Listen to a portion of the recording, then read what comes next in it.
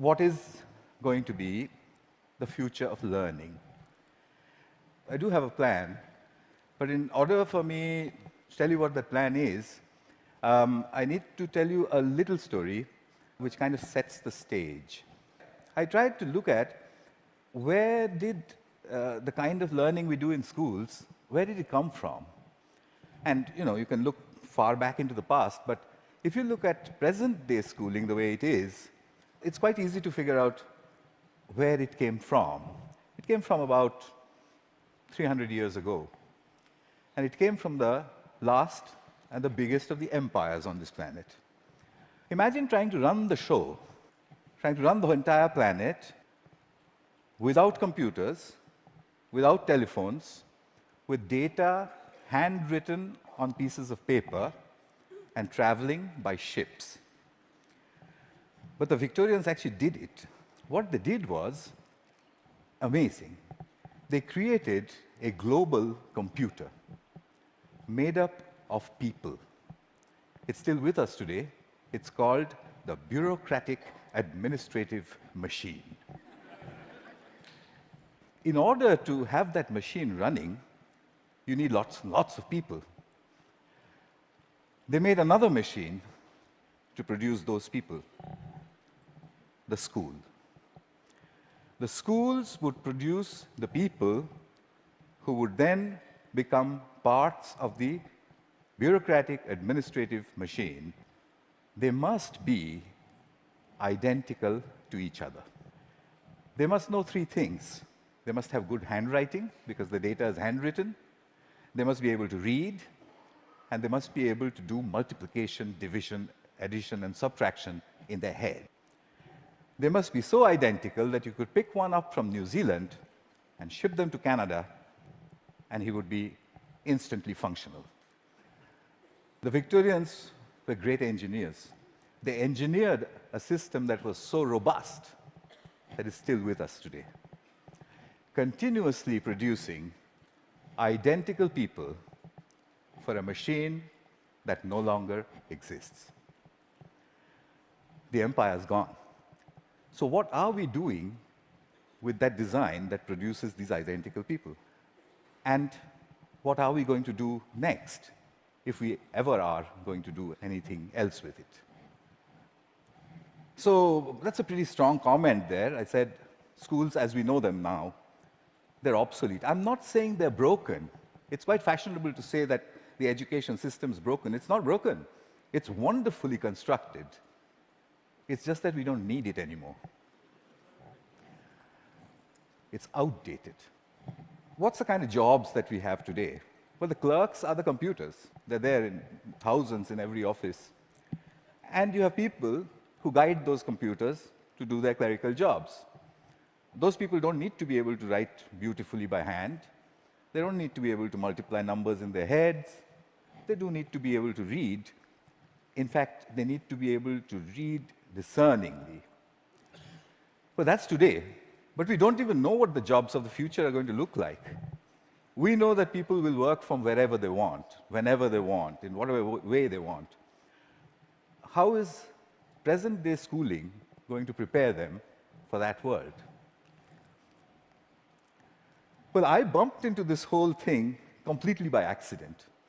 I used to teach people how to write computer programs in New Delhi 14 years ago. And right next to where I used to work, there was a slum.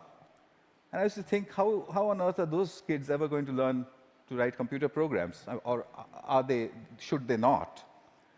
At the same time, we also had lots of parents, rich people, who had computers, and who used to tell me, my son, I think he's gifted, because he does wonderful things with computers. And my daughter, oh, surely she's extra intelligent, and so on.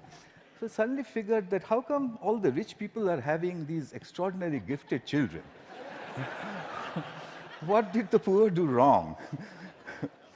I made a hole in the boundary wall of the slum next to my office, and I stuck a computer inside it just to see what would happen if I gave a computer to children who never would have one, didn't know any English, didn't know what the internet was. The children came running in. It was 3 feet off the ground, and they said, "What is this?" And I said, "Yeah, but it's, I don't know." So but they said, "Why have you put it there?" I said, "Just like that." And they said, "Can we touch it?" I said, "If you wish to." And I went away. About 8 hours later, we found them browsing and teaching each other how to browse. So I said, "But that's impossible. Because, how is it possible? They don't know anything." My colleagues said, "No, it's a simple solution. One of your students must have been passing by, showed them how to use the mouse." So I said, "Yeah, that's possible." So I repeated the experiment. I went 300 miles out of Delhi into a really remote village where the chances of a passing software development engineer was very little. I repeated the experiment there. There was no place to stay, so I stuck my computer in, I went away, came back after a couple of months, found kids playing games on it. When they saw me, they said, "We want a faster processor and a better mouse." So I said, "How on earth do you know all this?" And they said something very interesting to me. In an irritated voice, they said, "You've given us a machine that works only in English, so we had to teach ourselves English in order to use it." So that's the first time as a teacher that I heard the word "teach ourselves" said so casually. Here's a short glimpse from those years. That's the first day at the Hole in the Wall. On your right is an 8-year-old. To his left is his student. She is 6, and he's teaching her how to browse. Then on to other parts of the country. I repeated this over and over again, getting exactly the same results everywhere.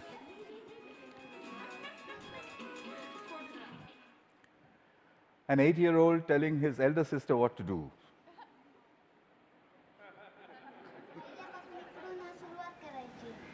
And finally, a girl explaining in Marathi what it is, and said, "There's a processor inside." So I started publishing.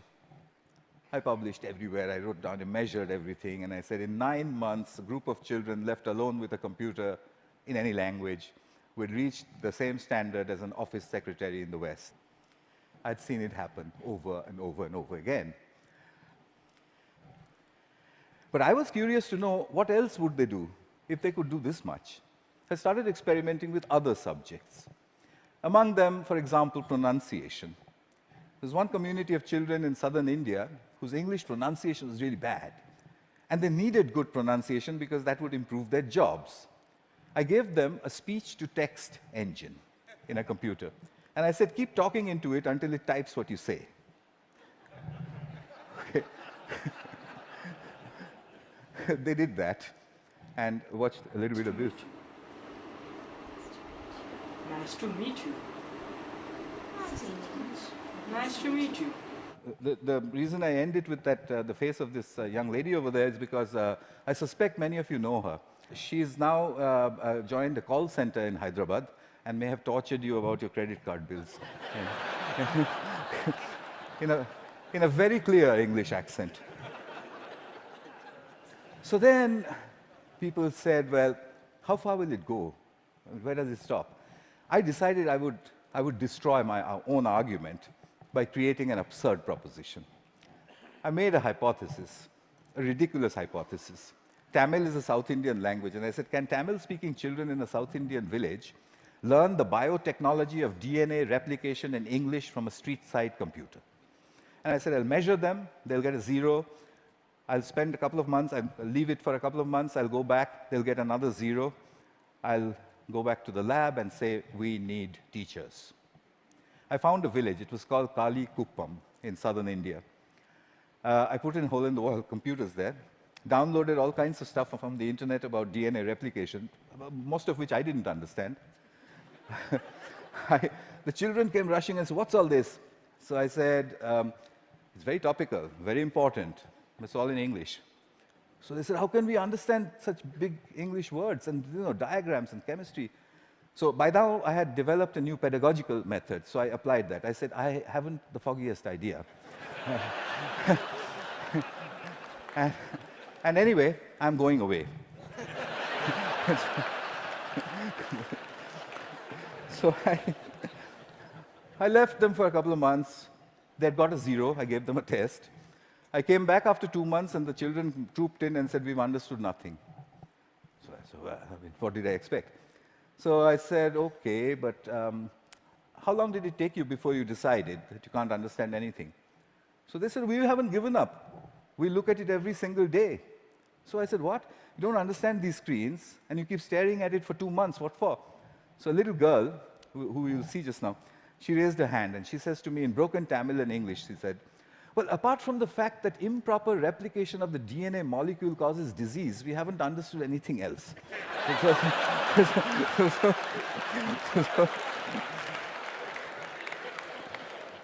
So I tested them. I got an educational impossibility, 0 to 30% in 2 months in the tropical heat with a computer under the tree in a language that they didn't know, doing something that's a decade ahead of their time. Absurd. But I had to follow the Victorian norm. 30% is a fail. How do I get them to pass? I have to get them 20 more marks. I couldn't find a teacher. What I did find was a friend that they had, a 22-year-old girl who was an accountant, and she played with them all the time. So I asked this girl, "Can you help them?" So she says, "Absolutely not. I didn't have science in school. I have no idea what they're doing under that tree all day long. I can't help you." I said, "I'll tell you what, use the method of the grandmother." So she says, "What's that?" I said, "Stand behind them. Whenever they do anything, you just say, 'Well, wow, I mean, how did you do that? What's the next page?' Gosh, when I was your age, I could have never done that." I mean, you know what grannies do. So she did that for 2 more months. The scores jumped to 50%. Kalikuppam had caught up with my control school in New Delhi, a rich private school with a trained biotechnology teacher. When I saw that graph, I knew there is a way to level the playing field. Here's Kalikuppam. Neuron cell death and communication. Neuron. I got the camera angle wrong in that one. It's just amateur stuff. But what she was saying, as you could make out, was about neurons. But her hands were like that, and she was saying neurons communicate at 12. So what are jobs going to be like? Well, we know what they're like today. What's learning going to be like? We know what it's like today, children poring over with their mobile phones on the one hand, and then reluctantly going to school to pick up their books with the other hand. What will it be tomorrow? Could it be that we don't need to go to school at all? Could it be that at the point in time when you need to know something, you can find out in 2 minutes? Could it be a devastating question, a question that was framed for me by Nicholas Negroponte? Could it be that we are heading towards, or maybe in, a future when knowing is obsolete? But that's terrible. We are Homo sapiens. Knowing, that's what distinguishes us from the apes. But look at it this way. It took nature 100 million years to make the ape stand up and become Homo sapiens. It took us only 10,000 to make knowing obsolete. What an achievement that is. But we have to integrate that into our own future. Encouragement seems to be the key. If you look at Kuppam, if you look at all of the experiments that I did, it was simply saying, wow, saluting learning. There is evidence from neuroscience. The reptilian part of our brain, which sits in the center of our brain, when it's threatened, it shuts down everything else. It shuts down the prefrontal cortex, the parts which learn. It shuts all of that down. Punishment and examinations are seen as threats. We take our children, we make them shut their brains down, and then we say, perform. Why did they create a system like that? Because it was needed. There was an age in the age of empires when you needed those people who can survive under threat. When you're standing in a trench all alone, if you could have survived, you're okay, you passed. If you didn't, you failed. But the age of empires is gone. What happens to creativity in our age? We need to shift that balance back from threat to pleasure. I came back to England looking for British grandmothers. I put out notices in papers saying, if you're a British grandmother, if you have broadband and a web camera, can you give me 1 hour of your time per week for free? I got 200 in the first 2 weeks. I know more British grandmothers than anyone in the universe. They're called the granny cloud. The granny cloud sits on the internet. If there's a child in trouble, we beam a gran. She goes on over Skype and she sorts things out. I've seen them do it from a village called Diggles in northwestern England, deep inside a village in Tamil Nadu, India, 6,000 miles away. She does it with only one age-old gesture. Okay. Watch this. You can't catch me. You say it. You can't catch me. I'm the gingerbread man. Well done. Very good. So what's happening here? I think what we need to look at is we need to look at learning as the product of educational self-organization. If you allow the educational process to self-organize, then learning emerges. It's not about making learning happen, it's about letting it happen. The teacher sets the process in motion, and then she stands back in awe and watches as learning happens. I think that's what all this is pointing at. But how will we know? How will we come to know? Well, I intend to build these self-organized learning environments.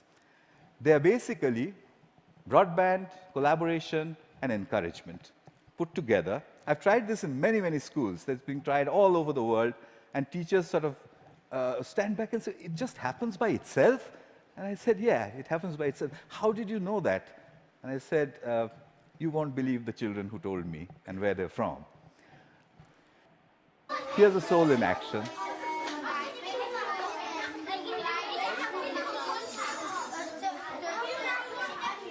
This one is in England.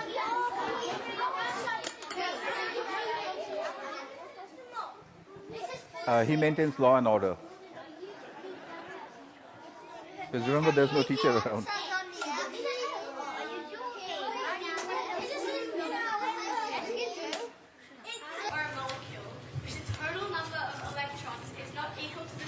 Australia. Giving it a net positive or negative electrical charge. The net charge on an ion is equal to the number of protons in the ion minus the number of electrons. A decade ahead of our time. So souls, I think we need a curriculum of big questions. You already heard about that. You know what that means. There was a time when Stone Age men and women used to sit and look up at the sky and say, what are those twinkling lights?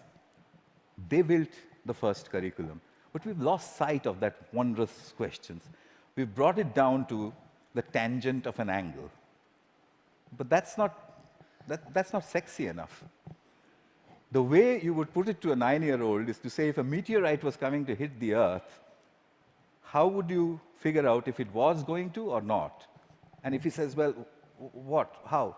You say there's a magic word. It's called the tangent of an angle. And leave him alone. He'll figure it out. So here are a couple of images from souls. I've tried incredible questions. When did the world begin? How will it end? To 9-year-olds. Yeah, this one's about what happens to the air we breathe. This is done by children without the help of any teacher. The teacher only raises the question and then stands back and admires the answer. So, what's my wish? My wish is that we design the future of learning. We don't want to be spare parts for a great human computer, do we? So we need to design a future for learning. And I've got to get this wording exactly right, because, it's very important. My wish is to help design a future of learning by supporting children all over the world to tap into their wonder and their ability to work together, help me build this school. It will be called the School in the Cloud. It will be a school where children go on these intellectual adventures driven by the big questions which their mediators put in. The way I want to do this is to build a facility where I can study this. It's a facility which is practically unmanned. There's only one granny who manages health and safety. The rest of it's from the cloud. The lights are turned on and off by the cloud, etc., etc. Everything's done from the cloud. But I want you for another purpose. You can do self-organized learning environments at home, in the school, outside of school, in clubs. It's very easy to do. There's a great document produced by TED which tells you how to do it. If you would please do it across all 5 continents and send me the data, then I'll put it all together, move it into the School of Clouds, and create the future of learning. That's my wish. And just one last thing, I'll take you to the top of the Himalayas. At 12,000 feet, where the air is thin, I once built 2 hole-in-the-wall computers. And the children flocked there. There was this little girl who was following me around. And I said to her, you know, I want to give a computer to everybody, every child. I don't know, what should I do? And I was trying to take a picture of her, you know, quietly. She suddenly raised her hand like this and said to me, "Get on with it."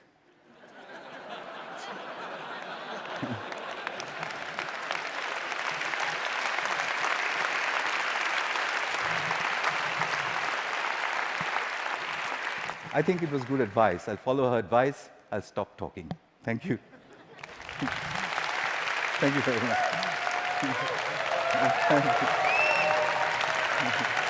Thank you.